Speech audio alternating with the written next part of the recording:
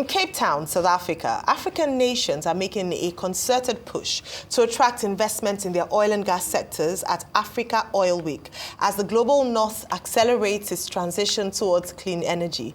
With a shift to renewables reshaping the energy landscape, African countries find themselves navigating a highly competitive field where collaboration is essential to secure critical funding and maintain relevance. Nigeria, once a dominant force in the oil sector, is now striving to regain its foothold amidst the growing demand for greener solutions. Arise correspondent Adesuwa Giwa-Osagie reports. At the 30th anniversary of Africa Oil Week, African nations are aggressively vying for investments in their oil and gas sectors. We want investors to come to the Keita area where we believe the elements of the petroleum system is very good. Then we may have to look at the fiscal, right? For instance, royalty. You don't expect somebody, an investor, to pay a royalty of maybe 12.5% in waters of 3,500 meters. So we are looking at a certain sliding scale where the royalties in the deep water is going to be inversely proportional to the water depth. Right. So the deeper you are, the less you pay royalty. New entrants like Zanzibar and Tanzania are seeking to attract investors. Well, it is our first licensing round, and several countries have been there before. For us, it's a huge, it was a huge task to actually get here, and we are very happy with the process itself, and it has many significance in terms of putting Zanzibar in the map of upstream oil and gas. 3-4 years ago, nobody had Zanzibar in terms of the upstream activities. Maybe tourism, maybe spices, but not oil and gas province. So this first licensing round is a door towards diversifying our economy. Nigeria received just 5% of Africa's total oil and gas investment in 2023 and is hoping that President Bola Ahmed Tinubu's initiatives will reverse that trend. In Nigeria, I think, and for the purpose of this presentation, we believe that a wise investor should consider the Nigerian licensing round for a number of reasons. I'm just talking of a wise investor. Our President, President Bola Ahmed Tinubu, in line with his declaration that Nigeria is ready for business, again, consider the fact that there's need to give more incentives in a manner to make Nigeria more, that is investor friendly. And to that extent, as I've illustrated in my presentation here today, has granted what we call presidential initiatives, all aimed at enhancing the operations in the Nigeria oil and gas sector, attracting more investment, especially in the Nigeria upstream. The Nigeria bid round entry fee, that is called signature bonus, is they made it very, very competitive. So this is part of the good news that you take.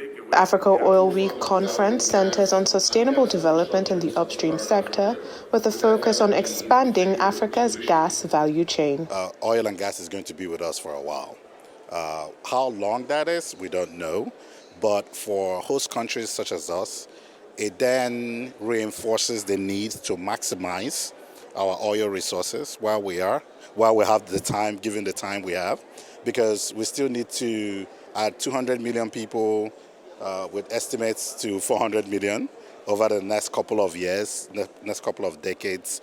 Energy security, energy access is going to be top priority for not only Nigeria, but some African leaders are calling for a moratorium on energy transition as traditional financiers increasingly abandon fossil fuels for sources of renewable energy. Higher carbon burning fuels such as PMS and diesel to cleaner burning fuels such as CNG and LPG, and over time we'll now transition to electrification of energy and reach net zero. Adesuwa Giwa-Osagie, Arise News, Cape Town. All right, so Adesuwa is currently in Cape Town, and very shortly she'll be joining us to discuss this further. Actually, she's here now. So for updates on the Africa Oil Week holding in Cape Town, Arise correspondent Adesuwa Giwa-Osagie joins us. Good morning, Adesuwa. There seems to be a focus on how the move Good morning, Aya. Good morning, to energy transition and renewables by the global north could be unfair to African countries. Can you speak more on that, please?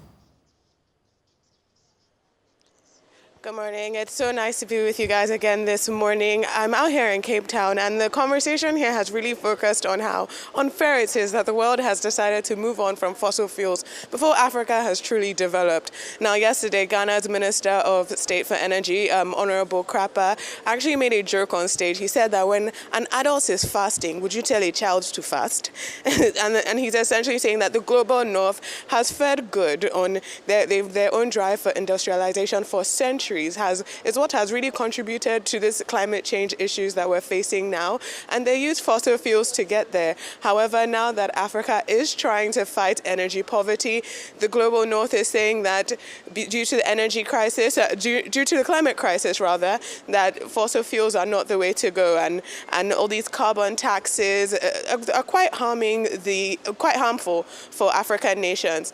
And you also have a problem of divestment in the oil and gas sector, when you have the traditional financiers pulling back from fossil fuels, from oil and gas, because they are looking at renewable energy and they're looking at greener sources of energy. So it does feel that structurally Africa is fighting energy poverty, we're fighting access to energy, but also now there's the additional problem of trying to get investment into the fossil fuel spaces. Now Africa has a lot of resources, and the push for deep offshore drilling, for example, is proving unpopular with the global north and their traditional partners. However, it is necessary because even Dr. Ibrahim, who is the head of APO, the African Petroleum Producers Organization, he also said yesterday that we can't have our resources stranded in Africa. We can't choose climate over development. And the climate is affecting Africa more than anyone else. Even in southern Africa right now, with the droughts that's going on, in Zambia, they're having up to 21 hours of no light in certain areas, of no electricity. So climate effect is worse here, but also we're being hindered when it comes to our energy transition. Okay, the logical question is how? Are these African countries going to drive investment in fossil fuels? Nigeria, South Africa, other countries are all saying the same thing. And according to you, the global north doesn't think this is the way to go. And then secondly, yesterday was the 30th anniversary celebration. If you could tell us what happened there, you know, whether jollof rice was on the table at the celebration of the 30th anniversary of the African Oil Week. Over to you. Good morning, Dr. Abati. Now, the 30th anniversary celebration yesterday happened at a vineyard just about 30 minutes away from here.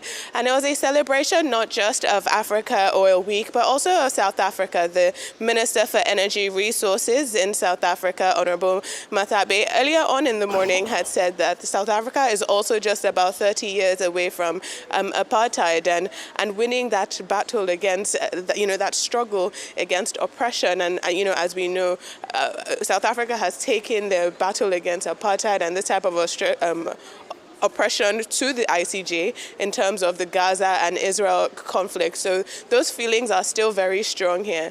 Now for Africa Oil Week, the focus has been, are we seeing progress? Is it that people are just coming to the same conferences to have the same conversations, to meet each other and shake hands, and we're not actually seeing new deals or new technologies? And that's something that was said on stage multiple times yesterday, including by Professor Ibe Kachiku, who is the former head of the NNPC. So, the party yesterday was a lot of fun. I have to say, there's nothing like the singing in South Africa, the culture, the wine. It was actually a beautiful time. It's a beautiful time to celebrate, and it's their last year in Cape Town, as next year they will be going to Accra, Ghana.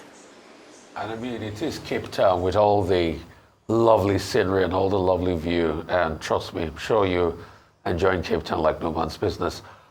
Let's talk about our current administration's drive to get investment in the energy sector. How plausible is this, when you look at all the international headwinds we have?